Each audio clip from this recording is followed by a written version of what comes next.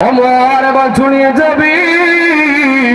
ওমর এবার মহিলাকে বলে, মা আমি আপনাকে বলে যাই, যদি কখনো আটার বা খাবারের প্রয়োজন হয় তাহলে আমি যুবক আছি, আপনি আমার একটু জানাই দিয়েন।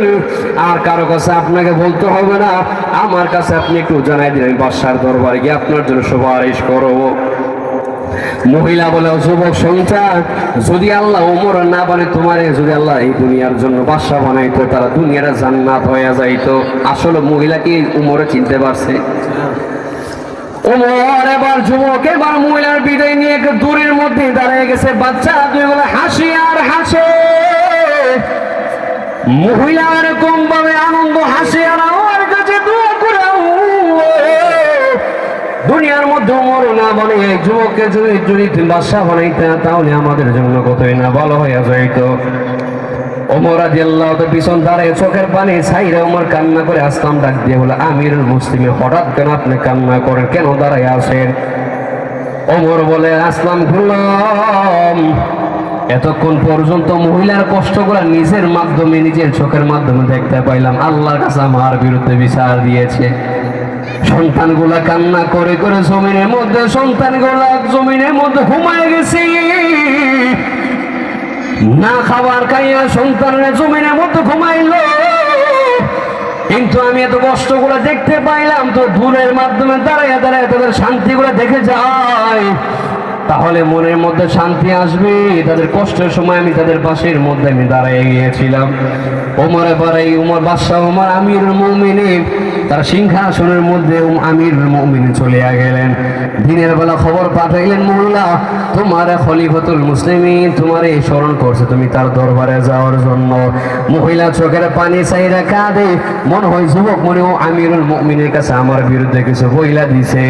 ভয়ে ভয়ে এবার মহিলা চলিয়া যায়, সন্তানের কাছ থেকে বিদায় নিয়ে চলিয়া যায়। সন্তানেরা যার দরবারে যাইতেছে জানো, যার কথার আগে যার তরবারি সবার আগে চলে, যার কথার আগে হাতের তরবারি চলে, এমন দরবারের মধ্যে যাইতেছে। আমার মনে কালকের যুবক আইসা মনে আমার বিরুদ্ধে তার কাছে কিছু বইলা দিছে। এবার মহিলা অন্ধকার এই সকাল হওয়ার পর মহিলা চোখের পানি ফালাইয়া আমিরুল মুমিনের দরবারের মধ্যে চলে যাওয়ার পরে আমিরুল মুমিনের চেয়ারের মধ্যে বসে আছে। মহিলার সামনে দিকে আগে যার পরে টাকা দিয়ে, আগামীকাল গতকালকে যে যুবক আইসা আমার এরকম ভাবে খাবার খাওয়াই দিল, এই যুবক আজকে চেয়ারের মধ্যে বসে আছে। মহিলার অন্তর আরো প্রকম্পিত হয়ে যায়। হাই রে হাই, না চিনার কারণ আমি কি না বলে ফেললাম, কি না করিয়া ফেলাইলাম। আজকে মনে হয় আমার আজকে বাঁচার কোনো সুযোগ আমার নাই। ওমর গলার মধ্যে একটা লম্বা একটা পাগড়ি অথবা লম্বা রুমাল অথবা কাপড় ওমরের গলার মধ্যে পেঁচানো।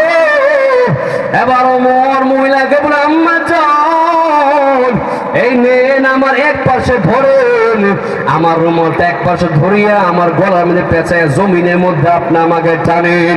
কারণ আমি এত বড় বাদশাহ হওয়ার পর আপনি সাধারণ একটা জনগণ খোঁজ খবর আমি নিতে পারি নাই। কারণ আমার বর্তমান অবস্থার মধ্যে যদি একটা প্রাণী কুকুর যদি না খায়া মারা যায়, তাহলে আল্লাহ দরবারের মধ্যে আমাকে আল্লাহ জিজ্ঞাসা করবে, তুই জীবিত থাকা অবস্থায় আমার একটা প্রাণী কেনে না খাইয়ে মারা গেল, আল্লাহর কাছে আমি জবাব দেওয়ার মতো আমি ওমরের কোনো আমার সার্থকতা নেই, আমি ওমরের কোনো ক্ষমতা নাই। ও মা, যত শাস্তি আছে আপনি দুনিয়ার মধ্যে আমার দিয়ে দেন, আল্লাহর দরবারে আপনি আর বিচার আচার দিয়েন না। এর টাঙ্গা এলাকার মুসলমান ও আমার আম্মা জানেরা, এমন একজন আদর্শ নেতা কি আমাদের মধ্যে আছে, যেই নেতা এসে নিজে মেশে এসে আমাদের খোঁজ খবর নিয়ে নেবে, আমাদের সমস্যাগুলো নেতা এসে দেখবে। এমন আদর্শবান নেতা কি আমাদের মধ্যে আছে নাকি রে বাবা? এর নবীর উম্মতের দল, ইনসাফ ভিত্তিক যদি আপনি কোন নেতা পাইতে চান, তাহলে ইসলামিক দল ছাড়া আর কোন নেতা আপনি পাইবেন না। এই দল ছাড়া কোন আপনি নেতা তালাশ করে পাইবেন না। তবে হ্যাঁ, যে সমস্ত নেতারা যারা আছে, যারা ইসলাম ভিত্তিক নিয়ে যারা চলাচল করবে, অবশ্যই ভালো হবে, আমাদের কোনো আপত্তি থাকবে না। এই জন্য সাহাবীদের মধ্যে ঈমান আনয়ন করতে হবে। যে সমস্ত সাহাবায়ে কেরাম নিজের ধর্মের জন্য, দ্বীনের জন্য এত কষ্ট করলো, এমন ভাবে আমাদের জন্য এই ধর্মকে আস্তে আস্তে আমাদের মধ্যে পৌঁছে দেওয়ার জন্য যত প্রকারের কষ্ট